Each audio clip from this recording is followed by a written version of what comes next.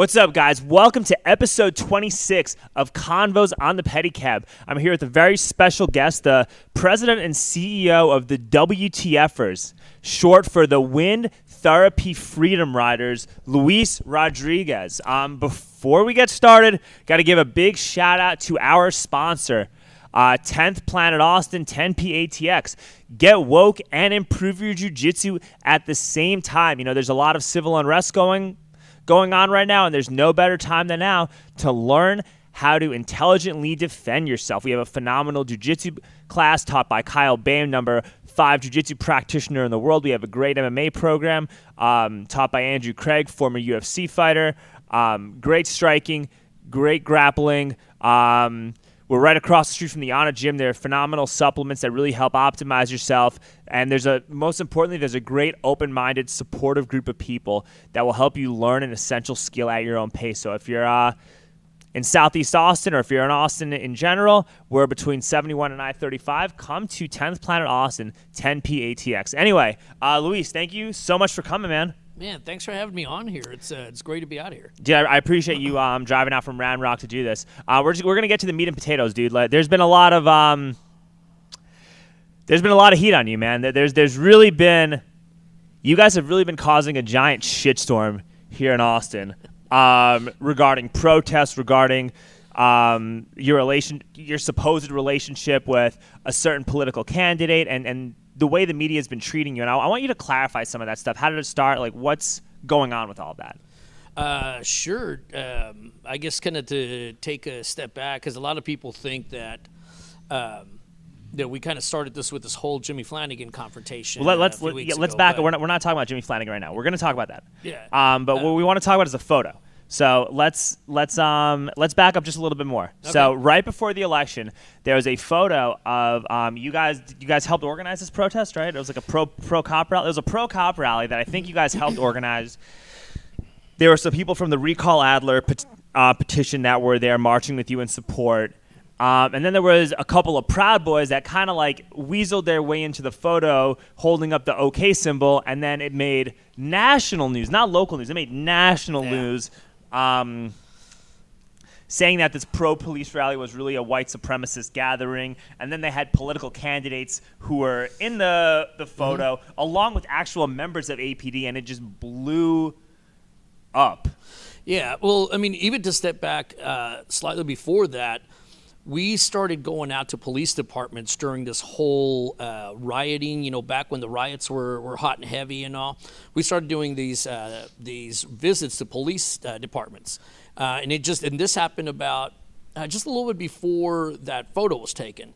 And we got to one at APD, and the Mike Ramos Brigade came out and did a counter rally to us called Blue Lives Don't Matter. Wasn't that like in the summer, though? It was right. That's what pretty much ended the rioting.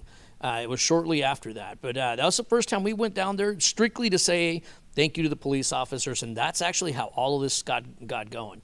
We took on the Mike Ramos Brigade, and then after they picked a fight with us, well, we kept going out, and then we wouldn't back down, and then we got more and more involved in it. Let's back up a second. So what exactly happened with the Mike Ramos Brigade? Because I know that there was like something that like Savannah Hernandez like helped organize like a Blue Lives Matter thing, and then there's a lot of mixed feelings when it comes to police officers. Like your relationship with law enforcement really depends on what your interactions with them have been. If you've had positive relationships with them, if your family has had positive relationships with them, you're not going to see that perspective. But if you've had like a negative relationship with someone in law enforcement, it's very easy for like your perception to change.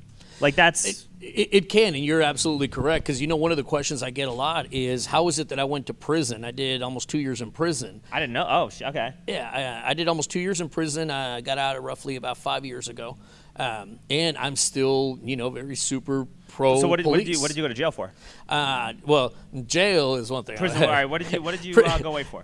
For DWI, a third DWI. I had one when I was about 19, one when I was 20. So this is 25 years ago, and then one about 10 years ago when I was going through a divorce. I decided to drink my troubles away because that solves problems, and I got picked up on just a pullover DWI, nothing special on it, but it became my third, and that became a felony. I didn't have the I don't know, I couldn't really follow the probation rules.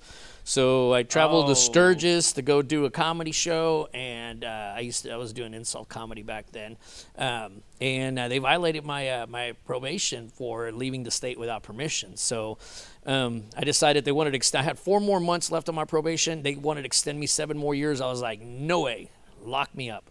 You voluntarily chose jail. Yeah. Jesus Christ. All right. Well, I thought I didn't. That's my entire criminal history, right? So I didn't know anything about it. I owned 4 companies. I had money in the bank. I'm like, man, I'll go sit it out. How long before parole? They're like 4 months, 8 days. I'm like, I could sit that out. It'll be a great story. And it was 15 months later, I'm finally walking out of prison. 15 months. So how did that work? I thought it was 4 months.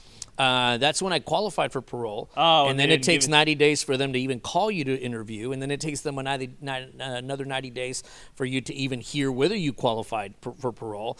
And then they give you a certain what's called an FI. FI1 means 1 month, 2 months, 3 months, etc. I got an FI6, so I had to sit it out another 8 months. So you were like in like state pound me in the ass prison for 15 months? Straight up living with gangsters and murderers and just straight up in the real big boy prison. That must have been an experience. It was, especially considering that I didn't really have a criminal record. That wasn't my life at all. I was an entrepreneur. I didn't. It was a shocking experience. Next thing you know, I'm in daily fights to survive. And, did you drop the soap? No, sir. I got in a lot of fights though, to make sure that nobody got back there. Well, I'm glad that you're. I'm glad you're not having any problems sitting down, Luis. That really means a lot. Me too. Like I'm thinking of calling up your sponsor. Right? You might actually. Jesus Christ. Listen. So did that make you start the group? It wasn't exactly that. When I came out, I was just doing different things. Because I've been an entrepreneur since after 9/11 happened. I was a executive in corporate America before that. I got a degree in engineering, network engineering, and I started my own businesses. I sold one, and then I realized, there's money in this, so I just started doing that. And I actually have been to prison more now than I was when I was in there, because I teach entrepreneurship for free in prison, and I've been voluntarily doing that for a long time now. And, Texas has the worst recidivism rate. 66% of people who get released from prison, after 3 years, 66% of them catch new charges. And my success rate after 2 years for my graduates, because 2 years is the longest that they've done the study, is 1.9% recidivism. So I don't know if you're aware, but I tried to run for city council this year. And no. I dropped out and endorsed Casey Ramos because better choice, more community support, agreed with a lot of my issues. But one of the things I was talking about was the importance of teaching financial literacy in bad neighborhoods. Yeah, I think that's awesome, man. That's a skill that could be used by anybody and everybody. Yeah. So I was very big on, the fact that we should be utilizing town halls or city resources to fund free financial literacy programs, teach people what a PE ratio is, teach people to understand how to make intelligent stock market investments, teach people how to understand what's on a company balance sheet or a cash flow statement, or know if a company has a high amount of free cash flow, understand that that's a good thing, and understand what to look for when it comes to making investments in companies, or understanding what you should invest in depending on the time the time that we're dealing with, and just get people to see that there are a multitude of opportunities here in this country, despite the fact that you got corporate media telling you it's horrible. Yeah, no, and that's great. We teach some of that. How to price out your product, how to do your P&Ls, what your cost versus what you're going to sell it for. But even some of the things that we teach are a little more basic, which honestly not a whole lot of people understand, is credit. How do you fix your credit? How do you continue and bump your credit? If you're at a 700, how do you get it to an 800? And teach people all of financial responsibilities. And then really just as a human being, what it is like to be financially responsible. You're coming out of prison, you got to look for that baby mama. You got to take care of your kids. Yeah, and a lot of people are not going to want to hire you because of that. Yep. And that's the thing too with this COVID and these lockdowns. If you destroy small businesses, you're making it that much harder for people who went to prison to actually reintegrate into society, because the more small businesses that exist, the more likely you are to have an actual opportunity to rehabilitate. Yeah, absolutely. And I've yet to go out there and see, when the riots were going on, I've yet to see a guy that I knew, one of my students or any of these guys, these hardcore guys that have been to prison that come out, they struggle to get a job, and then they're out there, they're making it. Somebody's giving them a chance, and they're out there paying their bills. They're trying to catch up on child support. They're trying to do all the right things. You know, the one thing those guys don't do? Riot and destroy. Yeah, no, I agree with that. But we got to get back on topic. Yeah, because I'm glad that this got brought up, because I feel like me and you are very much on the same page with like doing positive stuff. And one of the big criticisms I have with a lot of these like right wing pro cop don't protest, or you're protesting wrong groups, is that they just tell people what to do without trying to like come up with solutions that help people. So I'm glad that you and I are actually talking about solutions to actually help bridge these gaps, because like, a lot of this rioting and this protesting, it's occurring because people are fucking pissed, man. Yeah, black people get 17% of the generational wealth as white people do, with 50% less overall stock market participation. You're more likely to live in a bad neighborhood because of your skin color. Statistically, that being said, you're probably more likely to have a negative interaction with a police officer. And if you don't fix the financial system in this country and provide better opportunities for people to advance and or provide people with the knowledge that these opportunities exist, this shit's not going to change. So that should be like the big wake-up call when it comes. Does that make sense? Yeah, to a point. The one thing that's missing in that whole spectrum of things is personal resposibility. Yeah. I mean, at one point, Asians were here. They built the railroad. Same time black people were here. Why are the Asians succeeding? Right, but there's also redlining, and there was also a lot of shit that happened to black people that Asian people just didn't experience. And I'm a Jew, man. Like my family were in the Holocaust. I had family that died in the Holocaust, and my dad couldn't. Not my dad. My grandfather couldn't go to dental school somewhere because he was a Jew. Like they literally didn't let my grandfather go to school in certain places because of his religion. So like I'm familiar with all of that. And I think that when you start teaching these financial literacy programs and when you start offering these opportunities in those communities, you're teaching people more about personal responsibility, because you make people see it. When you start seeing opportunities in front of you, you become more personally responsible, because you start having a more of a higher sense of self, and you start to actually have big dreams, and you start to say, hey man, I can own stocks, I can have equity, I can own a house, like I can get travel. out of this neighborhood. Yeah, I can get out of this neighborhood. I can fuck these beautiful girls on West 6th Street. You know what I mean? Like once you start seeing that, you're going to be more personally responsible. That's a byproduct of that. So I think providing opportunities and making people feel like these opportunities exist and investing in that literally creates more personal responsibility. Yeah, I 1,000% agree with you. All right. So we're going back. We're going back to this whole photo. Okay. Let's call it Chris Ritchie Gate. All right. Let's call that. Yeah. So here's my knowledge of what happened, and I want you to correct me if I'm wrong. Mm-hmm. So you had this protest, right? I don't even call it a protest. It's just like a celebration for like whatever. It was a protest. Okay. Yeah, I mean, it was my protest. Okay. We put it together. I started this group that ended up becoming a movement called Silent No More, We Back Our Protectors. Sure. And it was just general public outside of my biker club that were tired of the rioting. They were tired of just the trashing of the police. But they didn't. It was just the police and not the trashing of the small businesses, because that's what pissed me off the most. Well, yeah. The trashing of the same people that were telling you to stay home and not go out were the same people that were like either destroying the small businesses or were like silent and complicit while that shit was happening. So that was what my that's what my concern about that was. Yeah, and it was these kind of people that felt like they didn't have a voice, or they were the silent majority that stayed behind it. Well, once the bikers got out and took the forefront, they felt more empowered to come out and have a voice out there with this. I guess, and maybe in a sense, they also they felt protected. We heard that in Lakeway, there was over 100 residents that came out because they were going to go riot in Lakeway. And we went out there and to say hello to the police, and the rioters canceled their. I don't think rioting in a place like Lakewood, where a lot of these guys have guns, and you're going to have a different type of enforcement there, I don't think that would go very well. Yeah, well, I mean, in Lakeway, you have a smaller police department, and also it is, they're at a slight disadvantage, but it doesn't keep people from trying. And unfortunately, sometimes good people stay quiet. I don't know why. We didn't pick this fight, and I always want to be clear about that. I can't think of a time that we have picked a fight yet.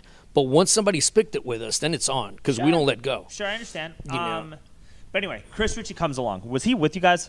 let's just get to the point of it. Like, was he marching with you guys? Because I've heard conflicting stories about that. So I want to know, like, what's the deal with those people that just let me explain Chris Ritchie to begin with. Okay.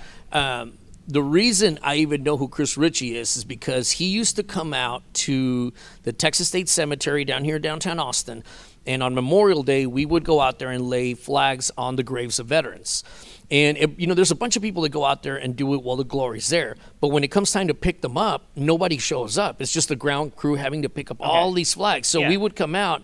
Chris Ritchie stood out to us because he was one of the people that came out. So as far as I knew, I just thought he was a veteran, or I don't know, just some sort of Army veteran or something that would come out because he showed up to our veteran events.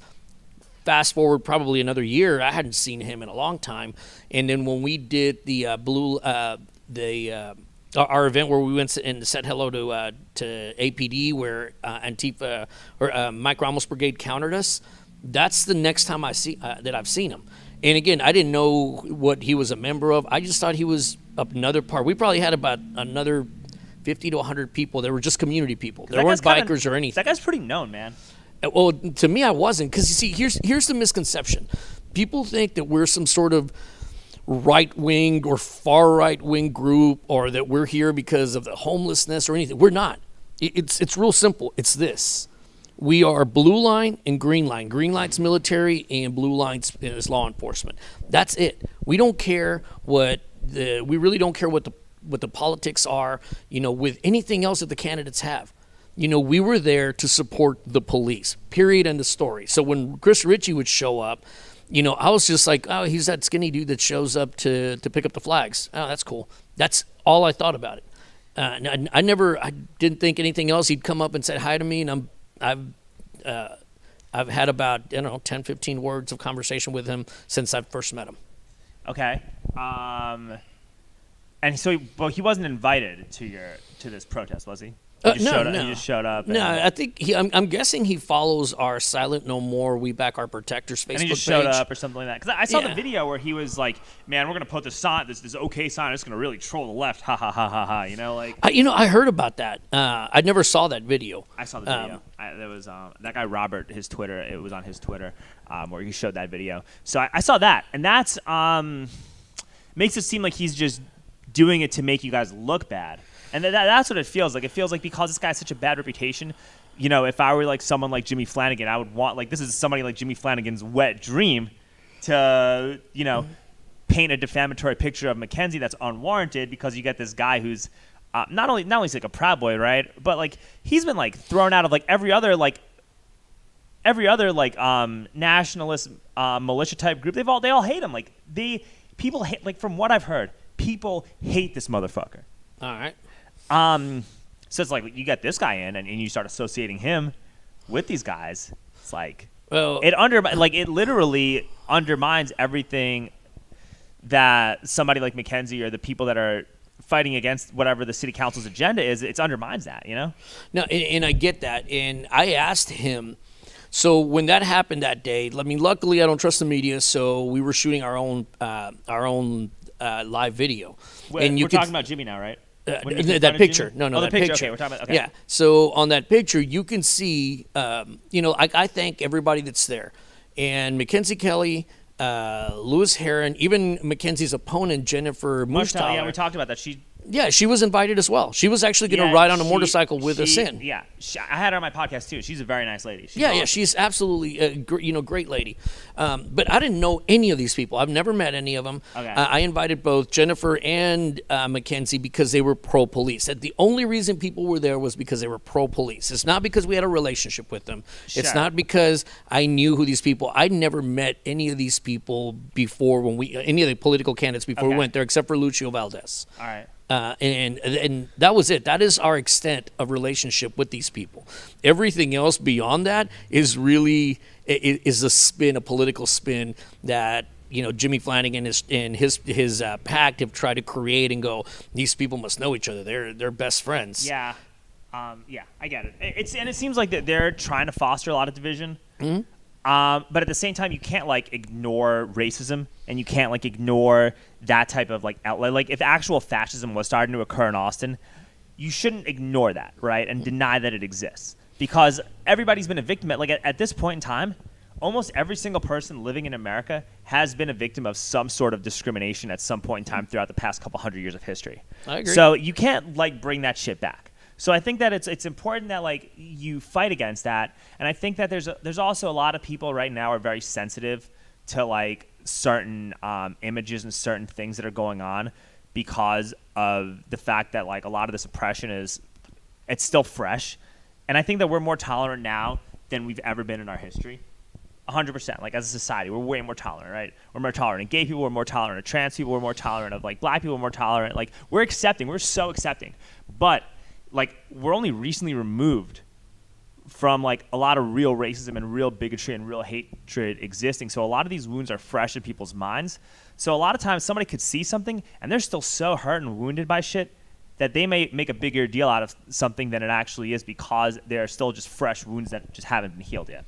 Does that make sense? Just from that perspective? It makes sense, and I think you're about half truths. I think some of it, I know because I have a 15-year-old, and at school they're trying to teach her, I can't remember, race theory or something like that. Oh, critical race theory, yeah. And then they've literally, I've seen her studies where there's a person in a car, tinted windows, and a cop asked for something, and then the cop ends up shooting him. I was like, why? I was like, I don't know, because the guy reached into the center console when they asked him for his when they asked him to step out of the car. He reached in his center console. That was the wrong answer. The right answer was no, because he's black. So why are we teaching kids this? These kids have had no history of racism. So that stuff I think actually fuels more racism.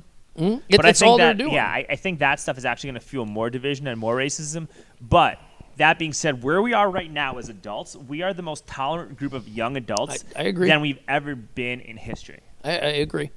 Yeah, I mean, transgender, gay marriages, and all that. By all means, man, everybody has a right to be happy. Whatever makes them happy, as long as it's not illegal. Then even if it is illegal, smoking weed is still legal, sort of, but you should still be allowed to smoke weed. Yeah, it's fucking retarded for that to even any drugs. All drugs should be legal, in my opinion. I think some should be controlled, but not to the point of incarcerating people for a vast majority of their life over, a bad decision that they made over, some sort of, drug holding or whatever. It's just that was a political war that they had, the war against drugs and whatnot. And I know that we're getting off subject, but I did time with a lot of those guys, and I'm like, I can't believe this guy murdered somebody. He ended someone's life, and he's going to get out 10 years before you did because you had some weed. Yeah, it's retarded. It's horrible. It's ridiculous. It's ridiculous. But I wanted to talk about that too because they're painting you guys as this super right wing, ultra conservative group, and we were talking in the car about what your beliefs were, and your beliefs are pretty liberal, Luis. And I want you to kind of share what your actual beliefs are on this episode. Yeah, I was telling you, whenever all of those things happen, people would ask me to speak at Trump rallies, or they'd ask the club to come out and see if we could join a Trump train or escort the Trump train through traffic and all this, and we're like, no, that's not what we do. And people think that that's what we are. We're this super right wing conservative group. I'm like, are you kidding me? We're bikers. We have gay people. We have everybody within our club. We don't care what makes you happy. If marrying another man makes you happy, by all means, do it. Marry 3 of them, 10. I don't care. I wouldn't care if you married 10 people. I don't understand why you can only marry 1. I don't care. If that makes you happy, it's not hurting me. So we are very liberal about a lot of things. I would say we probably are more liberal than we are conservative. What do you think you are liberal on? What issues are you liberal on, Luis? I don't know. Ask me some. Right, drugs. I'm pretty liberal. Drugs. Okay, drugs. And I don't do any drugs, but I don't think the government should say you're gonna go to prison for weed. That's ridiculous. I smoke weed here and there, No. I know. It's me? No, man. No, but yeah, things like that. Prostitution. I don't care. Don't care. It's a woman's body. If she wants to sell it and get a little piece for it, by all means, we all have to pay for it. I know. I've taken a lot of them to Eddie V's. Some of y'all know who you are, and that's expensive. I'd rather just pay it up front and know what I'm getting at the end of the day. It is what it is. What about abortion and reproductive rights and stuff? Abortion, while I am a biblical Christian, I must say that this is probably not going to be very popular. You can tell me how you feel. I personally believe, this is not the views of the WTFers. My personal belief is that it is a woman's right. It's a woman's body. She should have the right to choose. However, the government shouldn't come in and tell you no. If you don't believe in it, then educate the person so that they make the decision not to want to. Okay. But you don't think that the government. But you don't think the government should make it like a crime to get it or not make it accessible. No. Okay. Why not educate them? Why not use the same efforts and money to educate somebody and go, look, this is here's how easy we're going to make adoption now. You know how hard it is to adopt a child? It's extremely hard. So it's easier to go get an abortion. There's a lot that you could do on the other end to make things to easier. Not kill the child. Dude, and also, what about healthcare? What about healthcare? So here's another thing too, man. And you know how much money it can cost to have a baby? Yeah, like 20 grand. It costs like 20 grand to have a baby, right? So it's like if you're like a single mom and you're poor, you're a teenager and you got pregnant, and now it's like, and now not only are they telling you hey man, you better have this kid no matter how ready you are for this, but you got to pay for the birth and pay for all the shit while you're already broke. That isn't fair, man. If you're gonna do that, you gotta offer. If somebody is younger in a position where they are willing to give the kid up for adoption and choose that over an abortion, your childbirth should be paid for. Actually, that's a really good point. That's interesting. It's an interesting point, but you're right.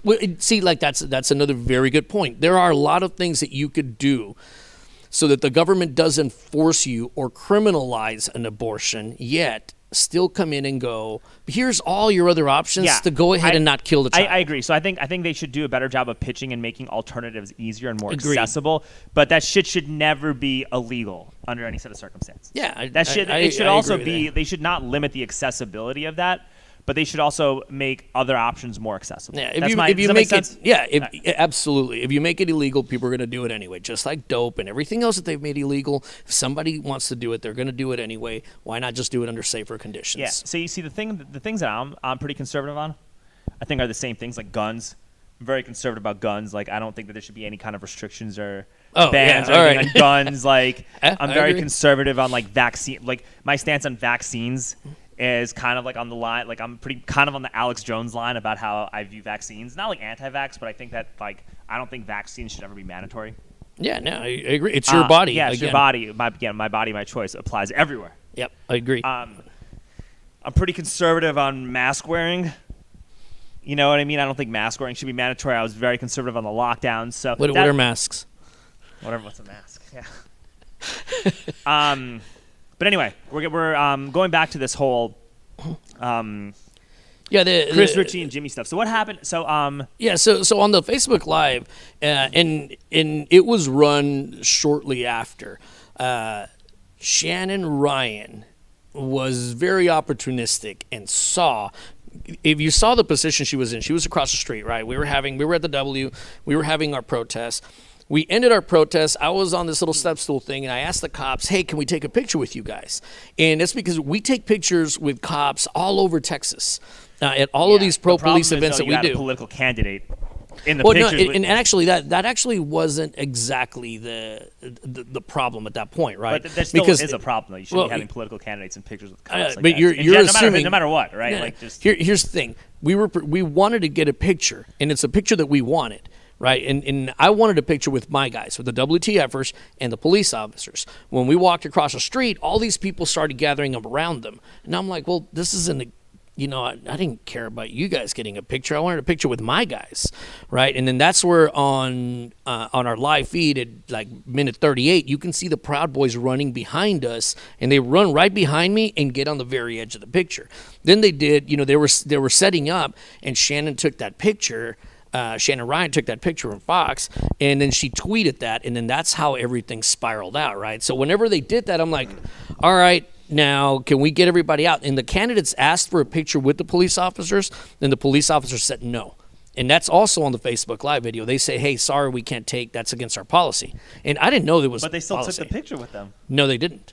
The candidates watch the Facebook Live that I have on there. In a picture with police officers and you guys, and that's everybody crowded the cops because they were just there in the middle. and they thought we were going to take a picture with them. Everybody walked around them, and they were just So the sitting candidates there. did that on their own then, right? Yes. Oh, okay. And then All right. and then Shannon snapped that picture while we were trying to set up. I was like, hey, sorry, man, let's get everybody out. And then the candidates asked, and the cops said no. And that's Oh, also wow. on our I didn't- Facebook okay. Live. So that's even more sketchy that they were even in the photo, I guess. Yeah, no, All they right, but then- asked them okay. to move out of the way, and then once they got So, everybody, I was like, hey, I what's- just want my guys. All right, and I th- took that and then picture. then there was this video of you with Jimmy. So tell me about that, because I saw you guys went up to his car or something. Did you go to his car? Like, how did that video? Was that at a campaign event? Did you show up at his house? Like, what happened with the video with you and Jimmy? It was at a campaign event that he had.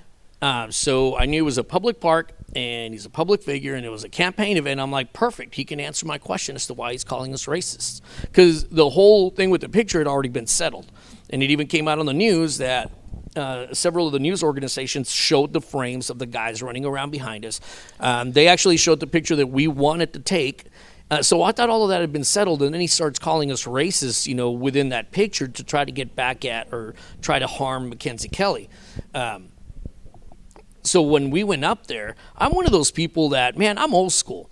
If I'm gonna say something about you, I'm not gonna type it and not be able to say to your face. Exactly. You want to be able to communicate how you feel and do it. Yeah. Yeah. I think that should be a general consensus. Yeah, and it's a new generation. There are a bunch of keyboard Well, warriors. Jimmy is your generation. He's not a new generation. Jimmy is your Well, no, peer, Luis. that's true. But I mean, his supporters and all, and just generally speaking, if you see Twitter, everybody mouths off, but they don't say anything face to face. So I wasn't going to tweet him or anything like that. He called us racist. We took that very personally. He insulted 1,300 members in my club. So we were like, well, let's go talk to him and ask him why. So when we walked up to him, there were some pictures on Twitter that after he had said how the deal went down, I caught him in lies because my girlfriend screwed up. She was supposed to be taking a video and instead kept clicking on it. She was like, why isn't the little red button coming on? Because she was on photo, not on video. She had swiped it. But in between those pictures, it actually captures when I just walk up. He's got his door wide open. He's on his phone doing something, texting or something. It's very, you can see it on the picture. And I have actually kept my distance from him. The door is wide open. He's just sitting there on his phone.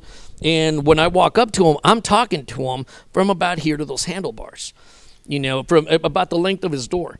And then that's when Jacob, his field manager, Jacob. I know Jacob. Like I've hung out with him. Like I get along really well with his. Like I smoked weed with his field manager, like right when Abbott reclosed the bars.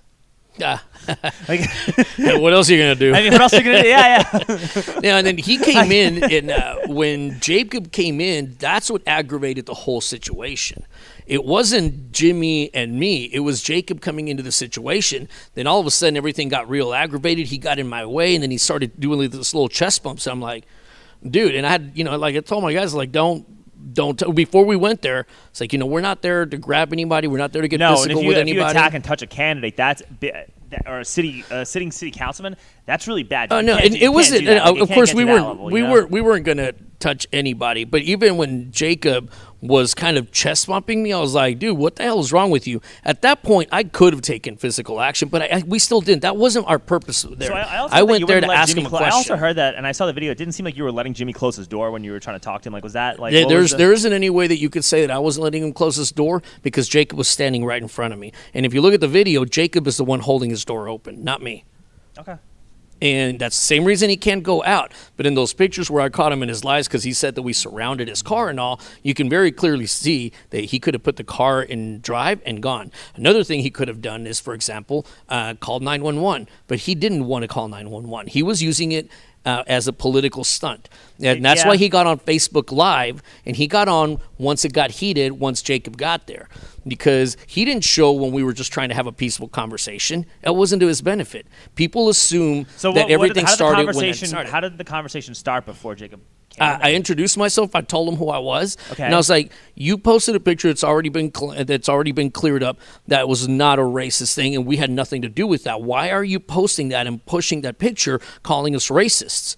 And he was like, I'm sorry, who are you? And I told him again. And he was like, I don't know what you're talking about. I was like, you guys are pushing it in your campaign. And then we were actually just having a conversation. Was you it know, like and a then pleasant conversation? How was the conversation going before about that? the way that we were talking. So I was normal? like, why is it that you're Okay. doing that? And he was like, and I think it just shocked him that all of a sudden we were there. That's somebody. and I it don't makes think sense. he's used to being confronted like that. No, and it makes sense. Like, he's just like, what the hell just happened? Why is this biker here? And then when Jacob got there, he started like, hey, and then he started grabbing me, pushing me back, and that's when everything got heated. And then that's when he went Facebook Live. I mean, because he was just sitting there playing on his phone, and luckily my girlfriend, trying to take video, captured pictures of us doing that. Okay. Prior to Jacob even getting in the way and it getting all aggravated and agitated, but we didn't cause that aggravation. We were there to have a good conversation. It seemed like we were possibly going to do that until Jacob got there, and I think Flanagan saw an opportunity to go Facebook Live. Well, and this is a pretty heated campaign. This is a very heated local campaign. And there's no love lost between both of these candidates. Yeah, and it's ridiculous because here's one of the things that I for the life of me I don't get. Let's say that he was, just flabbergasted there. He was in shock. He didn't know what was going on. Sure. I'm just going to give him the benefit of the doubt that while he was there, he didn't know what was going on, and that's that, right? Well, right afterwards, he goes on there and he goes, this is not okay. Mackenzie Kelly does. I was like, Mackenzie Kelly? What the hell does she have to do with anything? I didn't see Mackenzie Kelly since that picture with the whole Proud Boy thing that went out there. I didn't talk to her. She had no idea what we were doing. She had no how often do you clue even talk what to we were Mackenzie doing. Kelly? I'd never talked to Mackenzie Dude, Kelly. I talked to Mackenzie Kelly probably more than you and most of the guys in your group. I was on the phone with her literally before we even had this interview. Oh, really? Yeah, I was like, tell me about the WTF. She's like, I don't really know very much about them at all. No, we saw each other because we were trying to help the pro-police candidates. And not only did I invite Mackenzie Kelly, I invited Jennifer Mushthaler, who was running against Mackenzie and Jennifer's Kelly. very liberal, too. Yeah. Jennifer's pretty liberal in a lot of ways. Yeah, we didn't care. All we cared about was what is your stand with refunding the police, right? I want to talk about that, and I think that we got to talk about but here real quick right, though, before you goes on. Of course. I'm giving let's give Jimmy Flanagan the benefit of the doubt that he didn't know what to say right there. He was flustered, so he goes home. So then what he does is he goes the next day and makes his official statement on Facebook Live, right? I think most people saw that. If it was me, if I'd had a good campaign manager, the first thing I would have said was something to the effect of, to be clear, I've never called them racist, or I'm sorry that I called them racist, or anything. Lie about it. Say you never did it. Apologize for it. Say, you know what, you are racist and you have to deal with it. But he never even brought up the subject. All he did was attack his opponent again. To this day, and I've made it real clear, I will not sue you. I will let this whole thing go. You won't see me again if you just do nothing more than apologize. And to this day, he still has not answered why he calls us racist. Have you tried actually just reaching out to him to try to bury the hatchet? And I've made it very clear, yes, on Twitter, on Facebook. We posted on there, you have my number. It's just all it's going to take is for you to apologize, even acknowledge that you did that. And I was really expecting on his Facebook Live that he was going to do that. Well, of course he's not going to do it. He's in the middle of an election. He's not going to do any of that until this election's over with. Well, but hell, even lie. Just lie and go, never called you racist. Here's what I would do. I would reach out to Jimmy and reach out to Jacob and reach out to these people after this is over with and just explain the position and just be like, don't apologize for anything that you did, because I don't think that you did anything that warrants an apology, considering if I got called a racist or if I got called something like that, I'd be pretty fucking heated too. Mm-hmm. But I would at least try to reach out and bridge that gap and clarify misunderstandings, and then just reach out and talk about how you think we can make Austin a better, fair, more inclusive place, and go off and just and try to bury the hatchet in a very nice, polite, respectful way, and actually just try to reach out to Jacob and some of these people and actually have a meaningful conversation that's not hostile. Because I talk to those guys and there's a lot of shit that I disagree with on them, and they're pretty cool. They're cool people. Mm-hmm. I went and shot guns with one of the people on Kassar's staff 2 days ago, and we were smoking together. I sound like a fucking weedhead, but anyway, no, we hung out. We had a really fun day together and stuff like that. Super cool.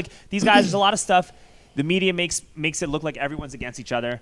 I think that well, I think there's a lot of that stuff going on. I think that the best way to fight this obviously premeditated sense of division that's being perpetuated is to like actually bridge gaps and talk to people, or at least try. And if you try it, it's a good look for you. Here's the thing. I've already tried it.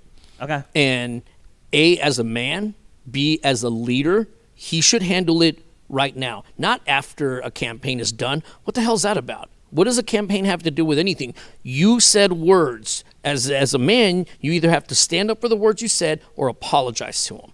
So at this point, we're going to play adult.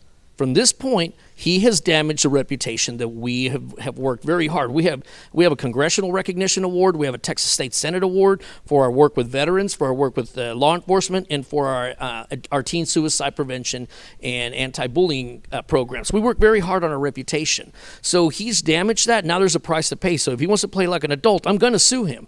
The only reason I haven't yet is because if I sue him now prior to December 15th, I have to take him on, plus his little supporting staff, which, it doesn't matter. They can't help him that much. But after December 15th, if he wins, then it's no different than suing him now. And after December 15th, I have 2 years to sue him. But if he loses, he's going to learn a very, very valuable lesson, and one that he has to learn. And that is that nobody cares about Jimmy Flanagan. What they care about is his position that he holds. Because if he loses this campaign, then he has to take me on all by himself. Because all his little supporters that he has on Twitter and all, they're going to go away when he's a nobody, when he's unemployed.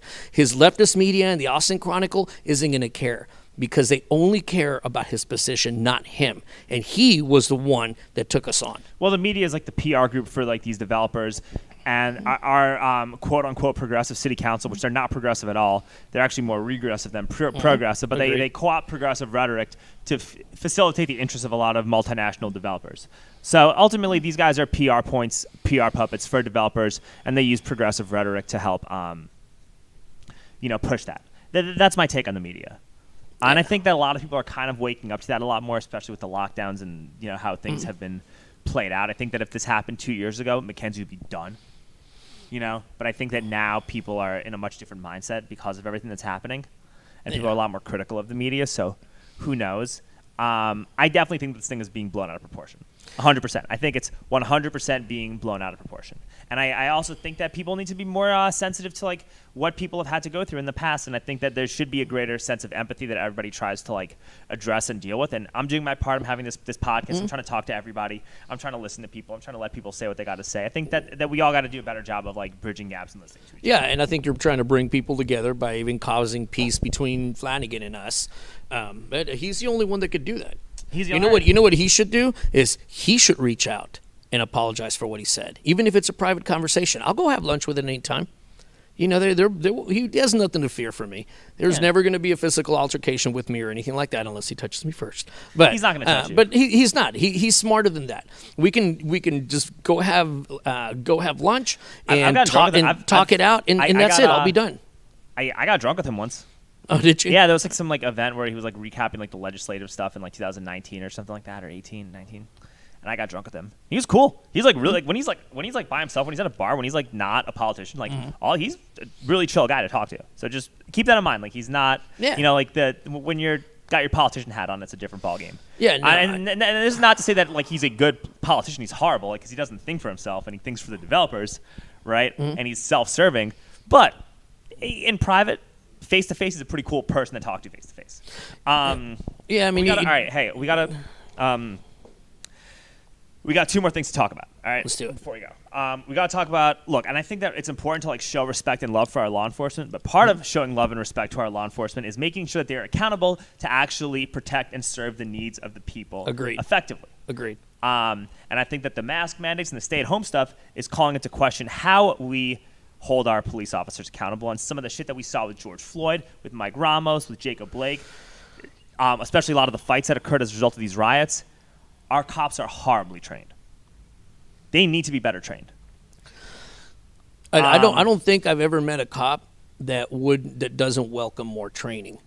The issue is this: training costs money. When you defund a police department $150 million, who's going to pay for the training? Yeah, you want a better cop. How are you going to make it if you take away classes away? Yeah, it's like you're going to be a smarter kid, but you can't go to school. Yeah, no, I get it. But They need to make Brazilian Jiu-Jitsu training mandatory to be a police. Like they do. It's 100% fact. And at our gym, we offer we offer giant discounts for law enforcement at 10th Planet. So I know you have a lot of cop buddies. You should probably tell them that. It might even be free. I don't want to say that because I don't know for sure. But they offer really good. Like if you are a cop, right? 10th Planet will offer you a phenomenal discount, possibly free, I don't know, but they will hook up the law enforcement. It's important that our cops know how to like handle and subdue a suspect without having to use their gun or shoot them. So I think Brazilian Jiu-Jitsu training, like if they're going to renegotiate the refunding of the police department, that has to be in there somewhere. Like you got to have that you should be a blue belt enough to be a police officer. And I think that they should also have EMT certs, dude. I was downtown when Garrett Foster died, bro. And it took like 20 minutes for an ambulance to get there. And the cops didn't know what the fuck to do with Garrett. Like they had no clue. And if they had those same EMT basic certs that a paramedic or a firefighter or any of those people had, yo, Garrett might be alive, dude. You know what I mean? Like the whole narrative of policing will change once you start seeing videos of cops saving people. Mm-hmm. And that's the majority of what you get. I mean, you know who hates bad cops more than anyone? Good cops. Damn straight. You know who who has more complaints than anybody else in APD against APD officers? Are other APD officers. That is a fact. Nobody turns in more APD officers than other officers. They have a whole program, but nobody talks about that. The media has never once covered that program. The media has never once cared to cover that statistical fact. Can you send me some info on that? Because that's actually pretty interesting. Yeah, I'll find it for you. Send it to me, please. I want to share that on my social media because that's a big deal. Yeah. I didn't know that, and I think it's good that you're educating the audience about some of that stuff. Yeah, and actually, you know why I learned it? Because people assume that because we're pro-law enforcement, we're just like, absolutely, just let them do whatever the hell they want, which we're not. Right, yeah, and this cannot morph into like a culture of bootlicking or nut-hugging the police officers. Like, this cannot be like that, especially like you don't want these cops abusing their power and enforcing mask wearing and staying at home orders, and you want to make sure the cops like stand with the people, and so far, actually, from what I've known with the quarantines and stuff and the mask wearing nonsense, our cops have actually done a very good job of standing with the people and not enforcing this. And that's kind of like made me appreciate them a little bit more than I have in the past. Yeah, no, and they are. And, you know, the good thing about this is, and this is one thing that I push with the chiefs and the power that be within law enforcement, with the people that I've gotten to meet and possibly have influence with, is I would like to see more transparency between the police and the citizens, so that not only do the police, like you said, they stand more with the citizens, but the citizens also see what the cops go through. So they understand, oh, man, you know what, well, you know, why didn't you just tase him? Well, can you try to put yourself in that situation as well? I mean, it's a two-way street between that, but you're absolutely right. I don't think I've ever seen a cop that says they want to be a mental health worker. But there's a certain point to where you can't blindly do what the city council's doing, which is they have no idea. They've never been police officers. Yeah, yet they're making decisions over it. Come out to a scene, that social worker needs to like know jiu-jitsu or know something to be safe in case shit goes out of hand. You need to have a social worker that's confident in his or her abilities. All right, one last thing, and this is the little bone that I want to pick. This is something I've actually heard. Mm-hmm. So what's the deal with you and Haram? Who? Haram, the live streamer. Hiram Live. I'm Hiram Live. Hiram? Yeah, Hiram. Yeah, I don't know. What do you mean? So were you there when Hiram got jumped? No. If we had been there, we were there when he got jumped one time, and we pulled him out. And really? Because I heard otherwise.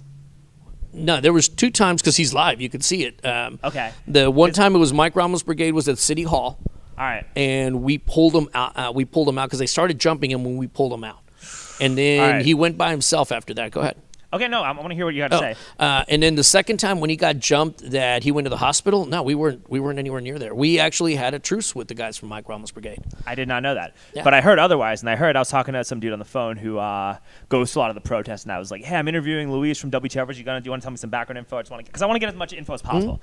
Mm-hmm. And they told me that when Haram got jumped, a lot of you guys just stood there and did nothing and just let him get jumped. You're talking about when he got jumped during the day, the very last time? I think so, yeah. We weren't anywhere near that. We hadn't gone out to a micro-almost brigade in a while. There's a gentleman. There's two gentlemen that I had good conversations with the micro-almost brigade. One of them, I have him on video because I even went and thanked him for keeping the peace, because he came and grabbed his crew and he was like, "We're not messing with them. Nobody record them. Leave them alone." And he did, and he kept everything peaceful. Then we saw him again on South Congress, and I saw him. I went and shook his hand, and we don't have a single problem with them or anybody else protesting. The problem that we have is violence against police, people, or destroying our community. Yeah, the businesses. Outside of that, protest all you want. I don't care. There's there's some stuff that they're protesting that we're like, hey, yeah, I believe that. Yeah, okay. That we actually believe what they believe. We support. Yeah, I think that, and that's a misconception that's got to get clarified. No, man, you can ask Hiram. There isn't a single picture, video. We weren't anywhere close to that, because I can guarantee you, if that had happened and we had been there, Hiram would have been touched. Okay, well, I just wanted to clarify. That's what I heard. I want to ask from your source, and I want to hear what you have to say about that. No, we weren't anywhere near that. And Hiram has been really good about we keep an eye on him, but we don't crowd him or protect him or anything, because he is very good about staying independent. So we don't want anybody to think like we're protecting him, yeah, because or then he can't anything. be objective, and I think you got to be an objective journalist to get both sides. Yeah, and he's asked me hard questions and challenged my own opinions, so, and I respect that about him. Of course. Hiram is probably one of the best reporters, if not the best reporter that I've seen out here in the Austin area. Okay. And he will play both sides. He knows both sides' arguments. Sometimes I may not know their argument, so he injects that argument in there and tries to get me to counter. I'm like, that's actually pretty good. He's like doing similar stuff to what I'm doing. Yes. Kind of. Okay. Yeah. And, he gets me to think of what they're thinking. I'm like, you know what? That's a really good point. So that's what they're thinking. Okay. Cool. Okay. I wanted to clarify that. Yeah. No, we weren't anywhere close to there. Okay. Cool. I think we're pretty much wrapped up. Charlie's got to go. He's got to go do the news for Cargill. But anyway, Luis, thank you so much for coming on. Just before we go, how can we get a hold of you? Tell us a little bit more about what you guys do for like charity purpose and philanthropy and whatnot. Our big thing is, we're police supporters. We're supporters of veterans, and we have a campaign that's a teen suicide prevention and anti-bullying called the Ari Circle. People can find us on Twitter. It's thewtfers.com. There's no E in Effers. It's WTFRS, When Therapy Freedom Riders. WTFers or WhenTherapyFreedomRiders.com on the website. We're on MeWe because we're switching off of Facebook to MeWe. But that's basically the biggest things. Okay. Are you guys going to start raising money for some of these small businesses that got like wrecked by these pandemic lockdowns? That's a great way to help the community. You know what I mean? Like that's a big. Yeah, people ask us for money all the time. Understand. Almost I understand. daily. There's always a good reason. I get it. But no, I mean, we're blue you're line, specific. green line. You're specific. And, okay. Yeah. I just want to clarify. I think that there might be there's probably room for some fundraisers to support a lot of these restaurants and venues, I think. So, yeah, no, something to consider, I man. agree. It's something now, to consider. There are some that we go out and we very specifically support because we know they're a small business that's hurting. We know of one that they were going to have to let go of their waitress, and she was going to be able to pay rent that month. So I got the whole club to show up, and we bought a ton of food, drinks, and then tipped her about 100% on everything that she did. Dude, that is awesome. Hey, Luis, thank you so much, man. Yeah, all absolutely. Right. Cool.